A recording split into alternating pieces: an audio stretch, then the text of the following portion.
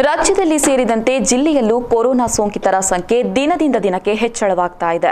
ಆದರೆ ಜಿಲ್ಲಾಡಳಿತದ ನಿರ್ಲಕ್ಷ್ಯಕ್ಕೆ ಕೊರೋನಾ ರೋಗಿಗಳಿಗೆ ವೈದ್ಯಕೀಯ ಸೌಲಭ್ಯ ಸಿಗದೆ ಪ್ರಾಣ ಕಳೆದುಕೊಳ್ಳುವಂತಾಗಿದೆ ಅಂತ ಮಾಜಿ ಸಚಿವ ರಮನಾಥ್ ರೈ ಆರೋಪಿಸಿದರು.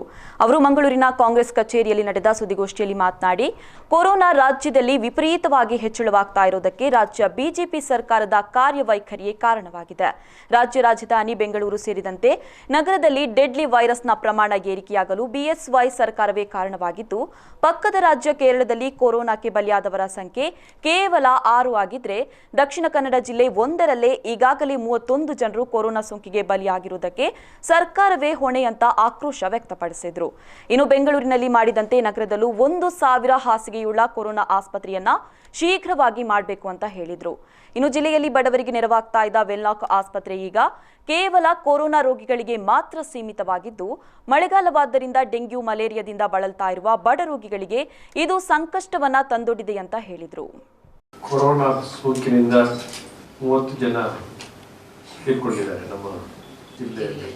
ಇಲ್ಲಿವರೆಗೆ 1709 ಜನ ಕೊರೋನಾ ಸೋಂಕು ತಗುಲಿದಂತವರಿದ್ದಾರೆ. ಪ್ರಾರಂಭದ ದಿನಗಳಲ್ಲಿ ಸರ್ಕಾರದ ಒಂದು ಪ್ರಯತ್ನ ಏನಿತ್ತು ಈಗ ಅದು ಕಾಣ್ತಾ ಇಲ್ಲ. ಪ್ರಾಮಾಣಿಕವಾಗಿ ಹೇಳಬೇಕು ಅಂತಂದ್ರೆ ರಾಜ್ಯ ಸರ್ಕಾರ ಮತ್ತು ಇಲ್ಲಿ ಜಿಲ್ಲಾಡಳಿತ ಪರೋಕ್ಷವಾಗಿ ಕೈ ಚೆಲ್ಲಿ ಕೂತಂತೆ ಕಾಣ್ತದೆ. ಈ ಒಂದು ದೃಷ್ಟಿಯಲ್ಲಿ ಈ ಜಿಲ್ಲಾಡಳಿತ ಕೊರೋನಾ ಸೋಂಕು ಇದನ್ನ ನಿಭಾಯಿಸುವಲ್ಲಿ ಸಮರ್ಪಕವಾದ ಕೆಲಸವನ್ನ ಮಾಡುವಂಥದ್ದು ನಾನು ನೋಡ್ತಾ ಇಲ್ಲ. ಬೆಂಗಳೂರಿನ ಕೊರೋನಾ ಸೋಂಕಿನ ಸಮಸ್ಯೆಗೆ ಪರಿಹಾರದ ಮಾತುಗಳು, ಅಲ್ಲಿ ಕೂಡ ಸೋಂಕು ಉಲ್ಬಣಾ ಸ್ಥಿತಿಗೆ ಬಂದಿರತಕ್ಕಂಥದ್ದು. ಕೊರೋನಾ ಸೋಂಕಿನ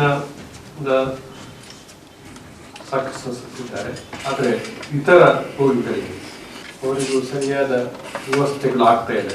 ಕೊರೋನಾ ಕೋವಿಡ್-19 ಬಂದ ನಂತರ ಅಂದ್ರೆ ವೆನ್ಲಾಕ್ ಅನ್ನ ಕೋವಿಡ್-19ಗೆ ಮೀಸಲಿಟ್ಟಿದ್ದಾರೆ. ಇತರ ರೋಗ ಬಂದವರ ಜನರಿಗೆ ವೈದ್ಯಕೀಯ ವ್ಯವಸ್ಥೆ ಸರಿಯಾಗಿ ನೀಡ್ತಾ ಇಲ್ಲ ಅಂತ ಹೇಳೋದನ್ನ ನಾನು ಗಮನಿಸಿದ್ದೇನೆ. ಇತರ ರೋಗಿಗಳಿಗೆ ಅವರಿಗೆ ಸರಿಯಾದ ವೈದ್ಯಕೀಯ ಸೌಲಭ್ಯ ಸಿಗದೆ ಸಾಕಷ್ಟು ಜನ ಪ್ರಾಣ ಕಳ್ಕೊಂಡಿದ್ದಾರೆ.